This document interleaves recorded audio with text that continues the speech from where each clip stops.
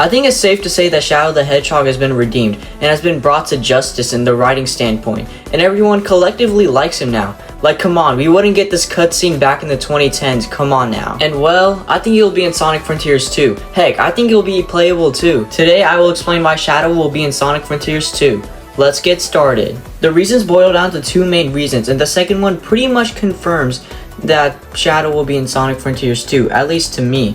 Anyways, let's get started with the reasoning. My first reason why I think Shadow will be in Sonic Frontiers 2 is because of the popularity that he gained in the Year of Shadow. The Year of Shadow was huge, with Sonic X Shadow Generation selling over 2 million copies and Sonic Movie 3 making $491 million, which is a huge success for the Sonic franchise. As it stands right now, Sonic Movie 3 is the highest rated video game movie of all time, but the biggest success was Shadow's popularity expanding a lot.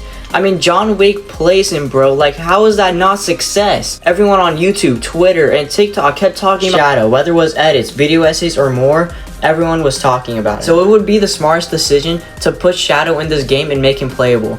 And at least to me, Sonic Team is pretty smart. They had the Sonic Movie 3 level to promote the movie. So if they can do that, then Shadow will definitely be in Sonic Frontiers 2 or Sonic Team to get some more cash from the new Shadow fans from the Year of Shadow. The second and last reason why I think Shadow will be in Sonic Frontiers 2 actually lies in Shadow Generation. And if you look into this theory in my point of view, then it would look like it's confirmed. What if the open world of Shadow Generations and the open world movement of Shadow was like a secret demo for Sonic Team to get feedback on how well Shadow controls? And if anything was bad about the open world or the movement, they could tweak it before the game comes out. Again, this is assuming that Shadow will be playable in Sonic Frontiers 2, but doesn't that make at least a little bit of sense? Why else would there be an open world there? I know that they were trying to sell the whole open world thing, but doesn't it seem pretty odd that they only had 5 zones, not including Radical Highway as being the finale, with 2 of them being for each boss, but for some reason, the Mephiles fight only has 1 zone,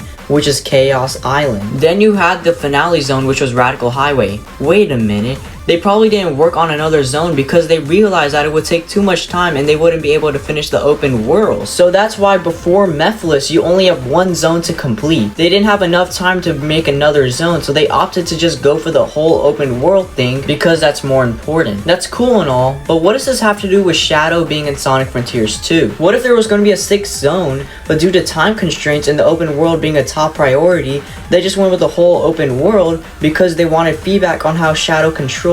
And if he controlled well, that movement would be used in Sonic Frontiers 2 for him to be a playable character. They did this last time when Sonic Origins Plus came out. When Sonic Origins Plus came out, Amy Rose was a playable character. She had a whole moveset and everything. But there's a reason why they added her here. Besides popular demand, Amy Rose was probably there because then they could test out how fans think Amy controls and how it could be improved for the eventual release of Sonic Superstars. So they added Amy to Sonic Origins Plus to test out how fans think how well Amy controls and just fix that for the main release coming out that year. The issue for Amy was her movement of the hammer for the drop dash, which was eventually fixed for Sonic Superstars. I think the same will apply for Shadow being in Sonic Frontiers 2, but take this with a grain of salt because this is all a theory and it could all just be false, but that's how I think it and I think that could be true. I think this pretty much confirms his appearance in Sonic Frontiers 2. Scratch that. I know this confirms his appearance in Sonic Frontiers 2, but I could be wrong because what am I? I'm just a guy that wants Sonic Frontiers 2. But do try to see the appeal in my theory.